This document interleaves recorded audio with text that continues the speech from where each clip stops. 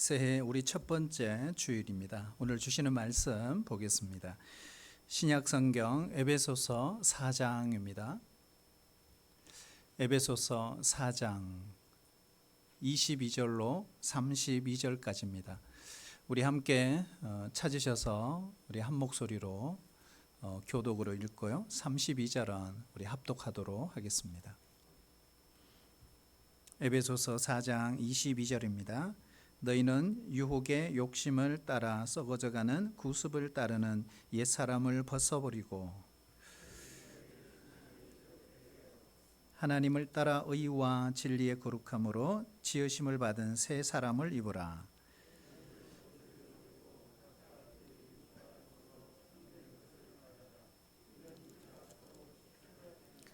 분을 내어도 죄를 짓지 말며 해가 지도록 분을 품지 말고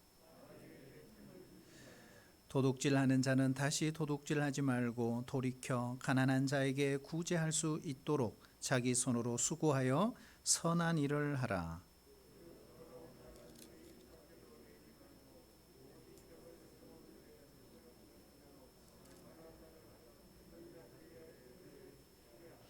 하나님의 성령을 근심하게 하지 말라. 그 안에서 너희가 구원의 날까지 인치심을 받았느니라.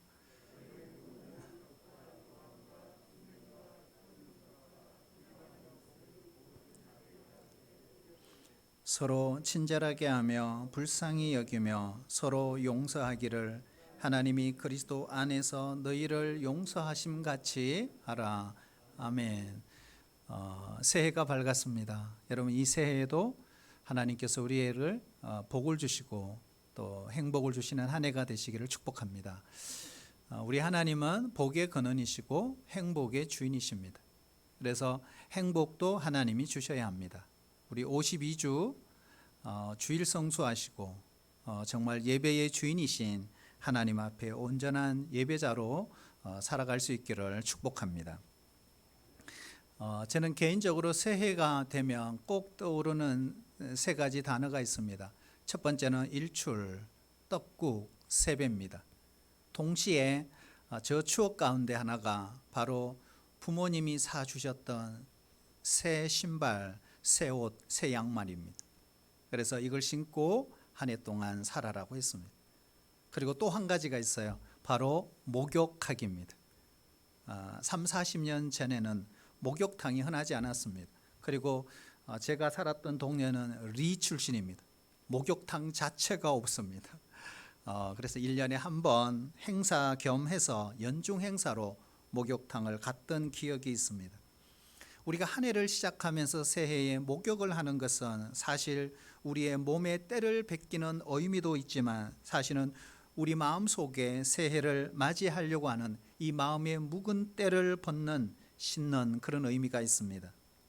그래서 우리가 한 해를 하면서 원치 않게 실수한 말, 사랑하는 이들에게 마음에 아프게 한 그런 일들, 잘못된 말, 하나님 앞에 범죄했던 일들, 여전히 고치지 못하는 그런 습관들, 여러분 이것들 다 뒤로 한 채 바로 이 새해 새로운 마음으로 시작할 수 있기를 축복합니다. 시작은 중요합니다. 시작은 마치 예고편과 같습니다. 시작하는 그 사람의 태도를 보면 어느 정도 그 사람의 미래를 예측할 수가 있습니다. 가나안 땅을 정탐했던 12명 가운데 10명은 중도에 하차했습니다. 요수아와 갈렙만이 끝까지 완주하고 가나안 땅에 들어갔습니다. 10명의 정탐꾼과 여호수아와 갈렙의 차이는 단 한 가지입니다. 마음의 태도입니다. 태도. 똑같은 가나안 땅을 보았지만 그 해석은 하늘과 땅만큼 큰 차이를 만들었던 것입니다. 시작을 잘 하는 사람들의 특징이 있습니다. 작게 시작합니다. 그리고 조용하게 시작합니다. 그리고 잘 준비하여 시작합니다. 그리고 더 중요한 것은 뜻을 정하여 시작을 한다는 것입니다. 자신이 어느 방향으로 갈 것인지를 잘 알고 시작해야 합니다. 시작을 잘 하는 사람은 하나님과 함께 시작합니다. 시작을 잘 하는 사람은 영원하신 말씀과 함께 시작합니다. 그래서 오늘 우리가 여기에 있는 것입니다.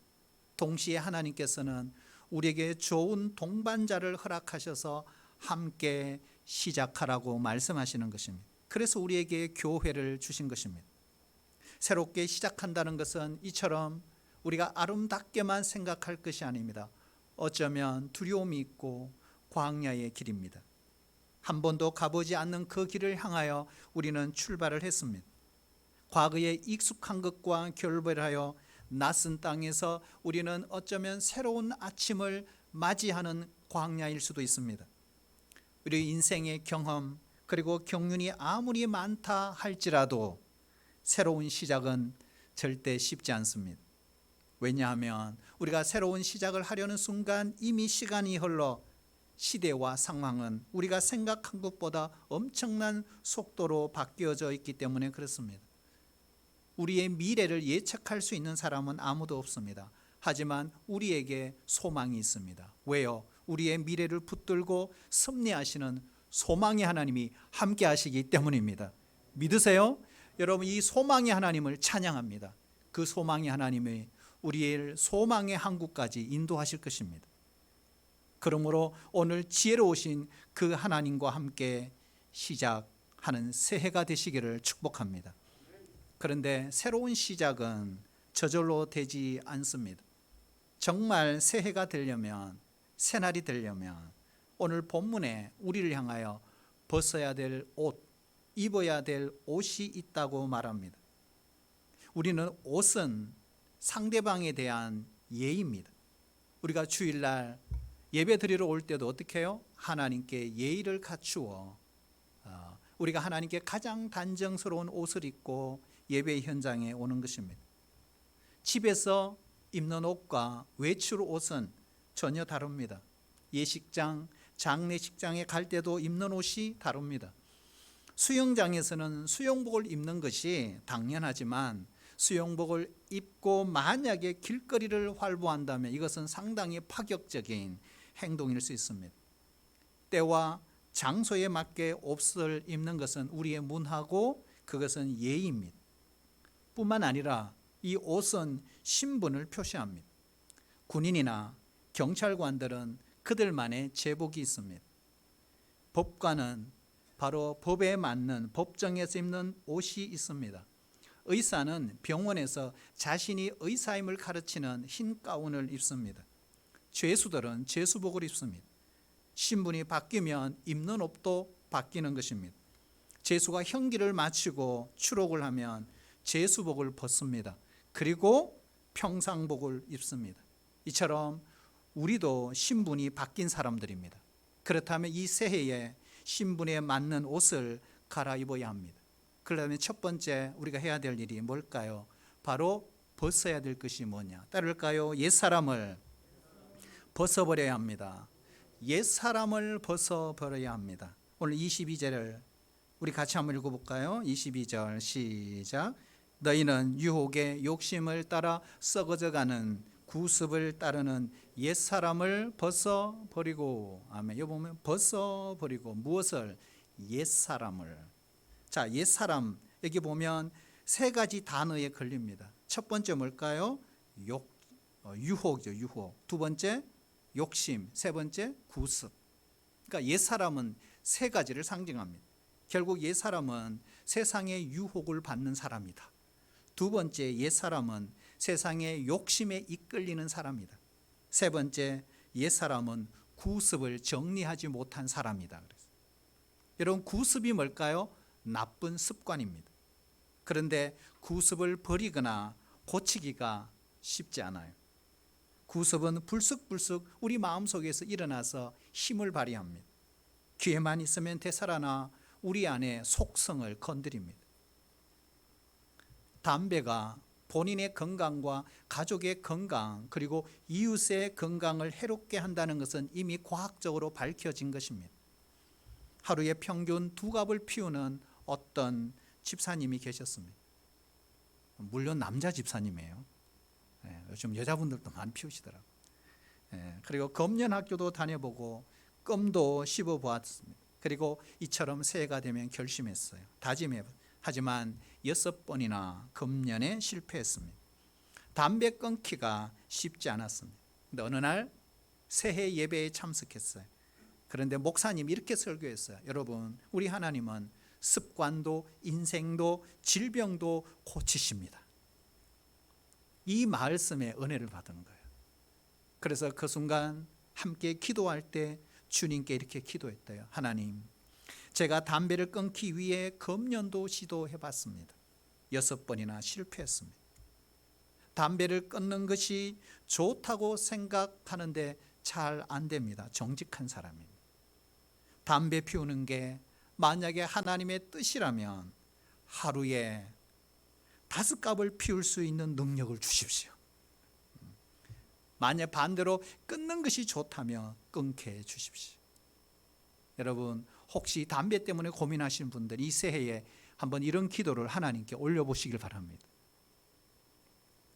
3개월이 지난 어느 날 퇴근 후에 집에 돌아와 담배를 입에 물었습니다. 그리고 한 모금 불을 붙여서 빨아당겼어요. 그런데 갑자기 기침이 터지면서 구역질이 나기 시작했습니다. 그날은 담배를 피우지 못했습니다. 다음 날 아침 일찍 일어나 또 담배를 꺼내어 한 개 입에 넣고 빨아들이는데 똑같은 현상이 일어났습니다. 출근하고 점심시간에 다시 담배를 피웠습니다. 그런데 더 세게 구역질이 일어났습니다. 기침이 쏟아졌습니다. 퇴근길에 혹시나 해서 동네 병원에 가서 진찰을 받고 사진까지 찍었습니다. 그런데 폐나 간에 아무런 이상이 없습니다. 그때 이 집사님 머릿속에 스쳐 지나가는 생각이 하나 있었어요. 3개월 전 기도를 했잖아요. 그 순간 이런 생각이 들더라는 거예요. 하나님이 담배를 피우지 말라는 신호인가? 그날 이후 그 담배의 연기만 빨아당기며 코로 입으로 들어가기만 하면 기침이 쏟아지고 구역질이 계속 일어났습니다. 담배를 안 피우면 괜찮아요. 신기한 일이잖아요. 담배를 안 끊을 수 없게 된 것입니다. 이 금년 학교의 간증 이야기입니다.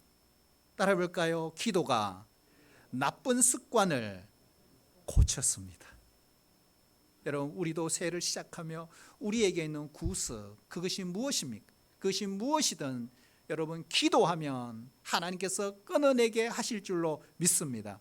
구습을 끊고 시작하십시오. 기도는 습관도 고칩니다. 그래서 성경은 옛사람을 벗어버리라 이렇게 말합니다. 우리는 과거에 좋지 못한 기억들이 있습니다. 실패의 기억, 상처의 기억, 버림받은 기억, 인정받지 못한 기억, 좌절과 실망의 그런 기억들 잊어버리지 못한 성도들이 있습니까? 여러분, 기독교의 복음은 용서의 복음입니다. 자유의 복음입니다. 해방의 복음입니다. 복음의 능력은 우리를 자유케 합니다. 새로운 사람으로 태어나게 하는 것입니다. 로마서 8장 1절 2절 말씀에 보면 그러므로 이제 그리스도 예수 안에 있는 자에게는 정죄함이 없나니 이는 그리스도 예수 안에 있는 생명의 성령의 법이 죄와 사망의 법에서 너를 해방하였음이라. 그래서 십자가 밑에 다 묻어버리십시오. 뒤돌아보지 마십시오. 앞만 바라보십시오. 떠날 것을 떠나십시오. 버릴 것은 버리십시오. 태워버릴 것은 태워버리십시오. 앞으로만 나아가십시다. 주님을 향하여, 저 천성을 향하여 앞으로 달려가는 우리 성도들이 되시기를 축복합니다. 그렇다면 우리가 입어야 될 옷도 있습니다. 무엇을 입어야 될까요? 새 사람의 옷을 입어야 됩니다. 오늘 성경에 보면 새 사람을 입으라 그랬어요. 우리의 신분이 바뀌었기 때문에 옷도 갈아입어야 합니다. 자, 그렇다면 우리가 갈아입어야 될 옷이 뭘까요? 그것이 바로 25절에서 32절입니다. 첫 번째 따라올까요? 절제의 옷. 자, 첫 번째는 절제의 옷을 입으셔야 합니다. 예수 믿는 사람들이 가장 먼저 해야 될 이 새해의 절제의 생활이 있다면 그것은 뭘까요? 말입니다. 말 조심. 25절에 보면 그런즉 거짓을 버리고 참된 것을 말하라. 왜요? 계속해서 25절 하반절에 보면 우리가 서로 지체가 됨이라. 여기에 보면 지체란 말은 뭘까요? 한 몸이다 라는 뜻입니다. 한 통계에 의하면 가장 가까운 부부 사이에 가장 거짓말을 많이 한대요. 저는 안 해요. 그 다음이 직장 상사, 그 다음이 바로 자녀, 이런 순으로 나와 있어요. 신자는 투명해야 합니다. 한국인의 베스트 거짓말이 있어요. 국회의원들 이런 거짓말, 당선되면 이 한 몸 바쳐 일하겠습니다. 다 거짓말이에요. 교장 선생님 이렇게 말해요. 자, 마지막으로 간단히 말하겠습니다. 계속 마지막. 친구에게 비밀을 이야기하면서 이렇게 말해요. 이거 너한테만 말하는 건데 나중에 보니까 비밀이 아니에요. 중국집 전화하면 출발합니다 이렇게 이야기. 교사들은 이렇게 때려놓고 나도 가슴이 아프다. 장사꾼들은 뭐랄까요? 이거 미치고 파는 거예요. 몇 개 안 남았어요. 여러분, 가정에서도 엄마가 거짓말을 합니다. 어떻게 해요? 너 이렇게 하면 아버지한테 혼나? 아버지 다 알고 있단 말이야. 다 보면 거짓말이에요. 저도 거짓말 합니다. 어떤 성도님이 찾아와서 목사님, 그분이 그렇게 말했죠. 그분이 와서 저를 막 욕했죠. 그러면 저가 어떻게 할까요? 집사님, 그 집사님 절대로 그러지 않으셨다고. 집사님을 도로 칭찬하고 집사님 정말 좋으신 분이라고 이야기를 했지만 실제로는 그렇지 않아요. 목사가 어떻게 해야 돼요? 이런 걸 무슨 거짓말? 하얀 거짓말이다. 하얀 거짓말. 우리가 성경에 보면 기생 라합도 거짓말을 했어요. 기생 라합은 이스라엘의 정탐꾼을 숨겨두고 거짓말을 한 다음 두 정탐꾼을 안전한 곳으로 피신시켜 주었습니다. 그리고 믿음의 조상이 되었고 예수 그리스도의 족보에 이름이 올려지는 그런 축복을 받았습니다. 이상하죠? 거짓말했다고 축복받았다 이렇게 생각하시면 안 됩니다. 그 부분이 그렇다. 그러나 빨간 거짓말 있어요. 이것은 남을 해치기 위해서 거짓말하고 남을 도둑질하고 죽이고 멸망하기 위해서 하는 거짓말이 있습니다. 하나님께 죄입니다. 여러분, 사람들이 왜 거짓말을 할까? 바로 거짓말함으로써 나에게 유익이 생기기 때문에 그렇습니다. 그러므로 우리가 또 하나 해야 될 것이 있어요. 따라해 볼까요? 마음의 절제를 해야 돼요. 말의 절제도 해야 되지만 마음의 절제가 중요합니다. 오늘 26절에 보면 분을 내어도 죄를 짓지 말며 해가 지도록 분을 품지 말고 이렇게 돼 있어요. 사람은 누구나 분노할 수 있습니다. 아무리 검실 좋은 부부라도 부모와 자녀 간이라도 성도 간이라도 분을 낼 수 있습니다. 그러나 분을 내어도 죄까지는 짓지 말라 하는 것입니다. 분을 내어서 그 분풀이를 다 하게 된다면 이것은 죄를 짓는 것입니다. 그러니 분을 내도 죄까지 짓지 말라. 심지어 해가 지도록 분을 품지 말아라 이렇게 말씀하고 있습니다. 새해가 시작이 됐습니다. 아직도 마음에 분을 품고 계시나요? 오늘 해가 지기 전에 반드시 여러분이 이 화를 푸시기를 축복합니다. 믿는 사람은 누가 미워서 다음 날까지 분을 품고 있으면 어떤 일이 벌어질까요? 어떤 일이요? 마귀가 틈을 탄다 그랬어요. 그리고 성령님께서 근심하게 하신다. 성령님이 근심한다 그랬어요. 여러분, 분을 빨리 털어낼수록 성령 하나님이 기뻐하시게 될 줄로 믿습니다. 자, 그런데 여러분, 이 분노는요, 말과 직접 연관이 있어요. 분노하다 보면 때로는 거짓말도 할 수 있고 우리가 격한 말이 나갈 수가 있습니다. 지난주 마트에 장을 보러 갔습니다. 근데 50대 중반 넘어 보이는 한쪽은 부부가, 한쪽은 한 남자가 서로 언성을 높이고 주변의 사람들이 다 쳐다보는 상황에 싸우고 있었습니다. 나중에 보니까 아무것도 아닌 거예요. 파킹을 두 차가 했는데 너무 가까이 파킹했다는 거예요. 그래서 이걸 갖고 싸우고 이제 감정이에요. 감정. 그러다 보니까 막 언성을 높이고 욕을 하고 난리가 났습니다. 여러분, 이 분을 빨리 풀어야 돼요. 그래야 말도 잘 나가는 거예요. 한번 따라할까요? 말에는 위력이 있습니다. 말에는 위력이 있어요. 적어도 말이 바뀌어야 새 사람이 되었다고 인정할 수가 있습니다. 야고보서 3장 6절에 보면 혀는 불이요 불의의 세계라 온몸을 더럽힌다. 삶의 수레바퀴를 불사른다. 인생을 망가뜨린다 이 말이에요. 지옥에서 나는 불과 같다. 우리가 이 부분에서 누가 완전하다고 말할 수 있겠습니까? 야고보 기자도 당시에 예루살렘 교회의 총회장이면서도 말에 자신이 없었던 것입니다. 여러분, 그래도 우리가 오늘 새해에 대해서 내가 했던 말, 안타까운 말들도 기억날 겁니다. 그러나 과거입니다. 중요한 것은 오늘 현재입니다. 오늘 이 말씀을 받으면서 우리가 이렇게 결심하며 하나님께 기도해 보지 않겠습니까? 하나님 아버지, 제가 올 한 해는 입을 열 때마다 남을 세우는 말만 하겠습니다. 거짓말을 중단하겠습니다. 하나님 편에 서서 말하겠습니다. 도와주옵소서. 두 번째 우리가 입어야 될 옷 따라할까요? 수고하여 선의 옷을 입어야 된다. 자, 우리가 수고하여 선을 행하는 옷.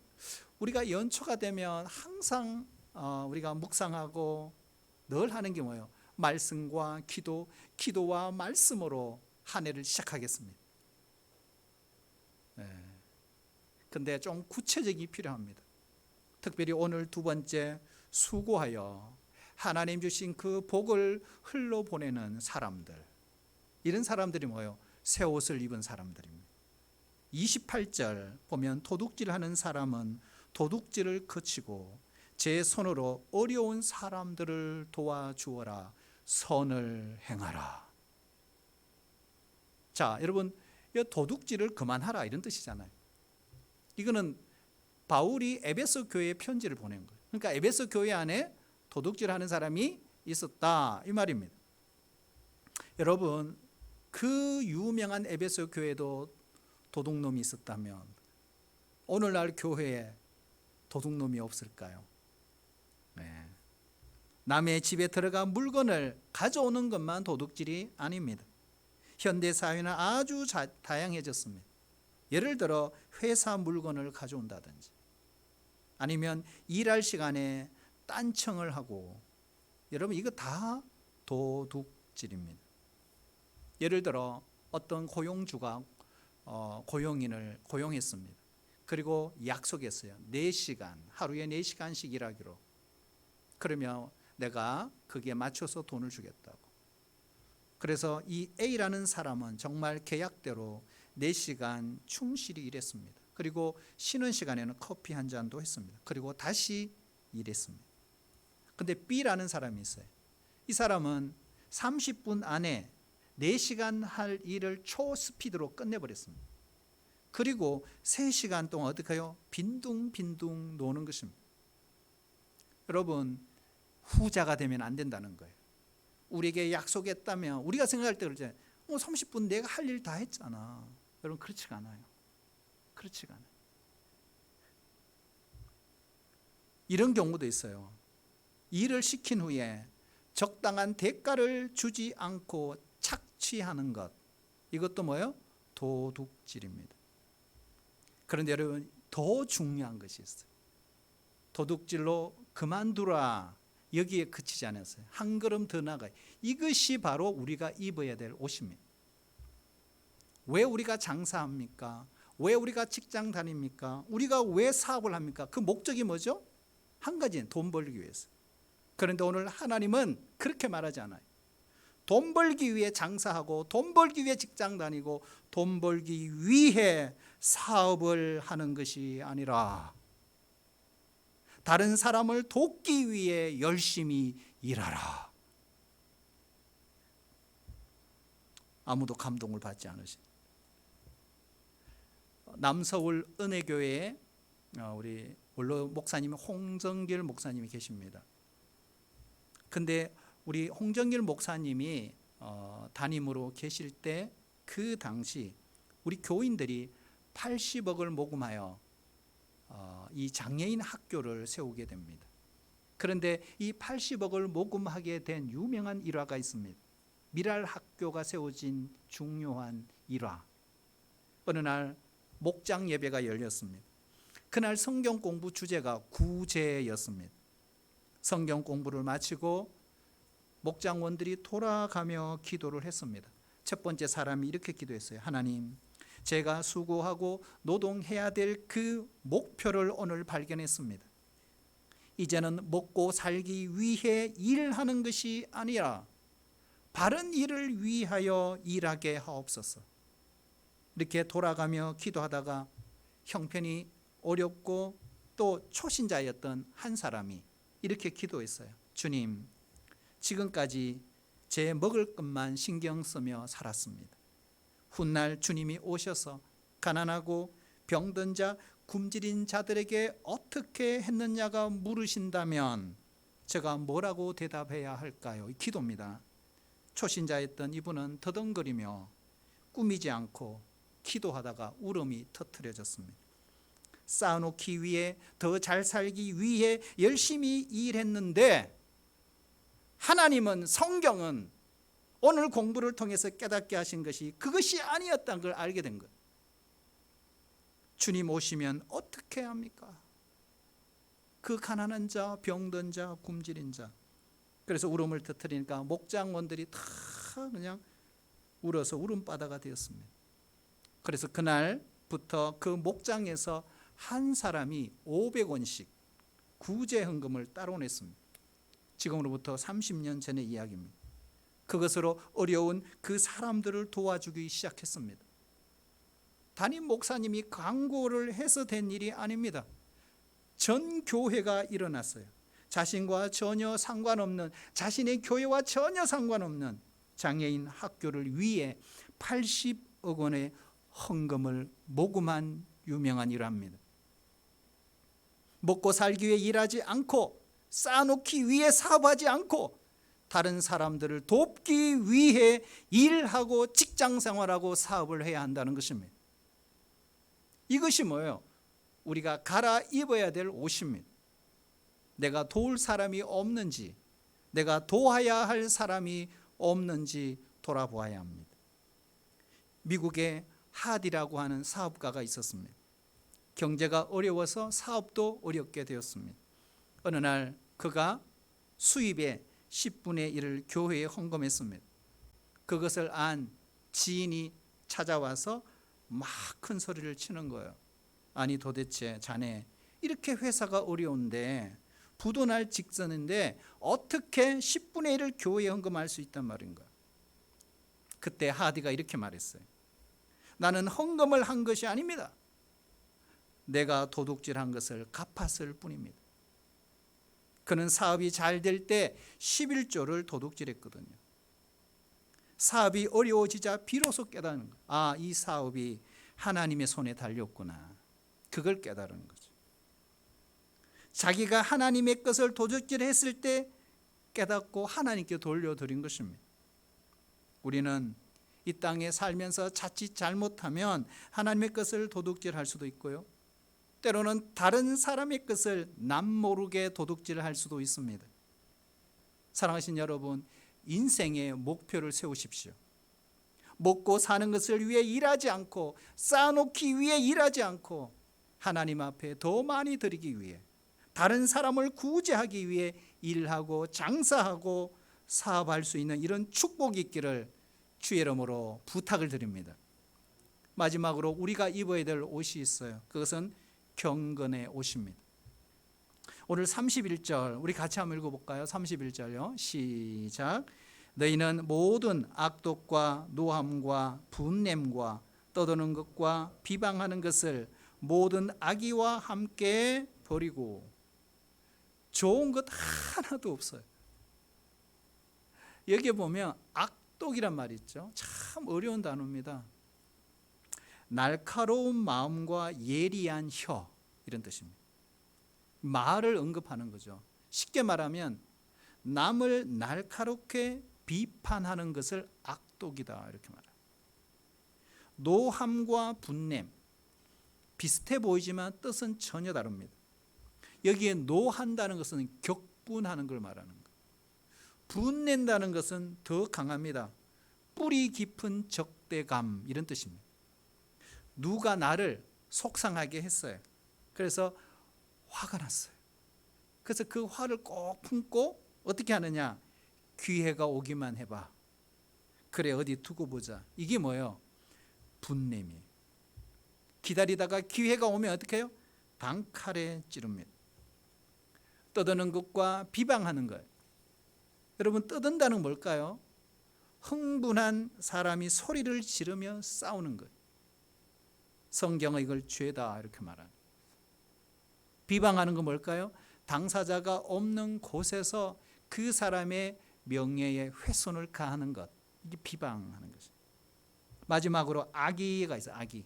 악의는 다른 사람에게 해를 입히려고 하는 의도, 그런 마음, 이게 악입니다. 이런 일을 다 버려라. 그리고 어떻게 행동하라는 거예요? 그게 32절이에요. 뭘까요? 친절과 불쌍히 여기는 마음이에요. 여러분 올 한 해 그리스도로 옷 입은 사람들, 새 사람의 옷을 입은 사람들은 여러분 어디로 가든지 친절하시기를 축복합니다. 우리 성도들끼리 친절하셔야 됩니다. 1차적으로 친절하셔야 합니다. 그리고 어떻게 해요? 불쌍히 여기는 마음이 필요합니다. 여기서 끝나지 않아요. 예수님처럼 서로 용서하라. 용서하라. 여러분 용서하셔야 돼요.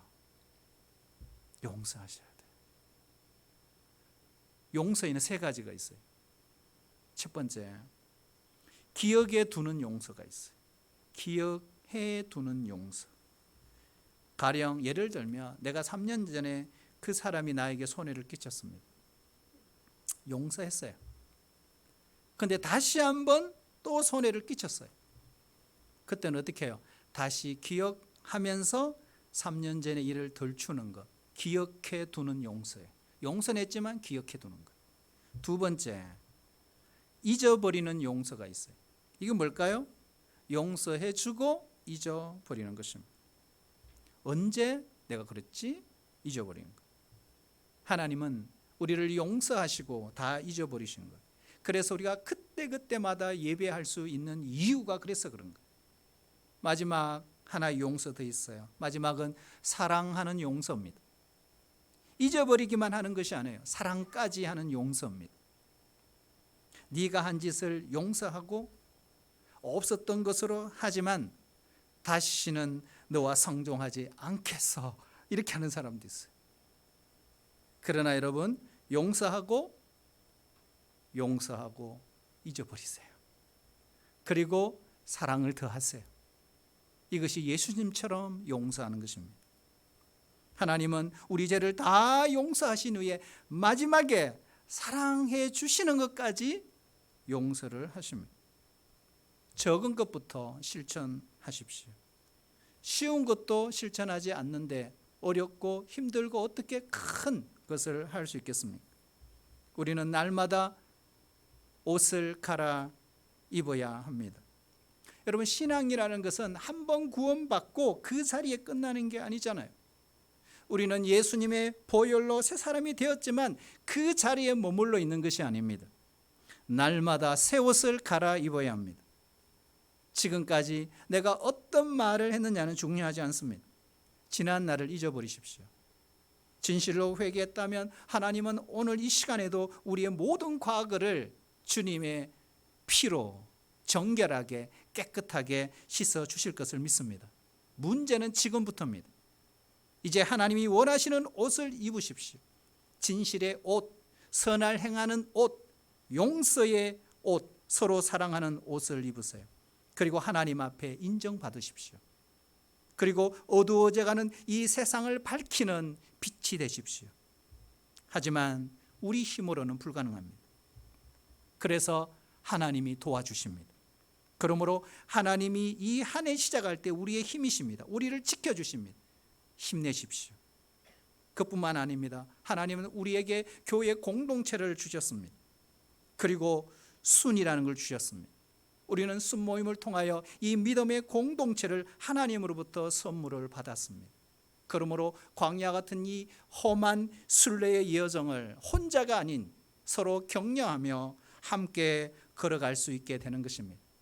혼자 가면 빨리 가겠지만 같이 가면 멀리 갈 수 있습니다. 순례의 길은 멀고 험합니다. 그래서 혼자는 힘들어 못 갑니다. 여러분 함께 갑시다. 그리고 우리는 그때 끝까지 이 말씀에 순종하며 갈 수 있습니다. 내가 산을 향하여 눈을 들리라. 나의 도움이 어디서 올꼬? 천지를 지으신 하나님에게로소다.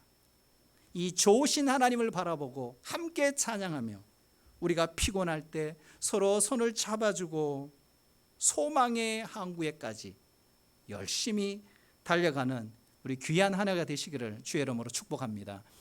아버지 하나님 감사합니다. 새해가 새해 되게 하시고 새날이 새날 되게 하여 주시옵소서. 헌 옷을 벗고 새 옷으로 갈아입게 하여 주시고 우리 모두 내 신분에 맞는 옷을 입고 이제는 믿음의 경주를 열심히 해가는 우리 성도들 되게 하여 주옵소서. 예수님의 이름으로 기도하옵나이다. 아멘.